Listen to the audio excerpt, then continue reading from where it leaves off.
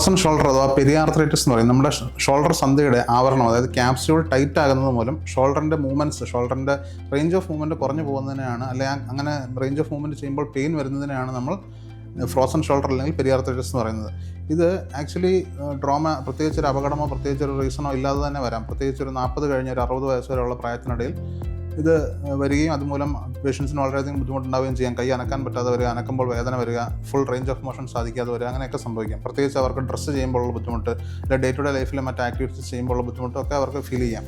അപ്പോൾ ഇത് ചിലപ്പോൾ ഇത് വരുമ്പോൾ പെട്ടെന്ന് മാറണമെന്നില്ല. നമ്മൾ ചികിത്സിച്ചാൽ പോലും സ്വാഭാവികമായിട്ടും ഇതിൻ്റെ ഒരു നാച്ചുറൽ കോഴ്സ് ഓഫ് ഡിസീസ് എന്ന് പറയുന്നത് 6 മാസം മുതൽ 1.5 വർഷം വരെ നീണ്ടു നിൽക്കാം.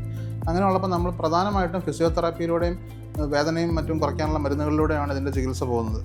നമ്മൾ മരുന്നുകൾ അത്യാവശ്യത്തിന് മാത്രം ഉപയോഗിച്ചുകൊണ്ട് കൂടുതലും ഫിസിയോതെറാപ്പി ചെയ്ത് ആ സ്റ്റിഫ്നെസ് വരുന്ന ക്യാപ്സ്യൂളിനെ സ്ട്രെച്ച് ചെയ്യുകയും അതുവഴി സിംറ്റംസ് പരമാവധി കുറയ്ക്കാൻ ശ്രമിക്കുകയാണ് ചെയ്യുന്നത്. വളരെ അപൂർവമായിട്ട്, വളരെ സിവിയർ ആയിട്ടുള്ള കേസുകളിൽ മാത്രമേ പെരിയാർത്രൈറ്റിസിന് അല്ലെങ്കിൽ ഈ ഫ്രോസൺ ഷോൾഡറിന് നമുക്ക് സർജറി ചെയ്യേണ്ടി വരാറുള്ളൂ. അതിലും അതുപോലെ ഈ ഫിസിയോതെറാപ്പിയെ സഹായിക്കാനായി നമുക്ക് സ്റ്റിറോയിഡ് ഇഞ്ചക്ഷനും അങ്ങനെ മറ്റ് വേദന കുറയ്ക്കാനുള്ള, ഇൻഫ്ലമേഷൻ കുറയ്ക്കാനുള്ള മറ്റ് മാർഗ്ഗങ്ങളെല്ലാം ഉപയോഗിക്കാവുന്നതാണ്.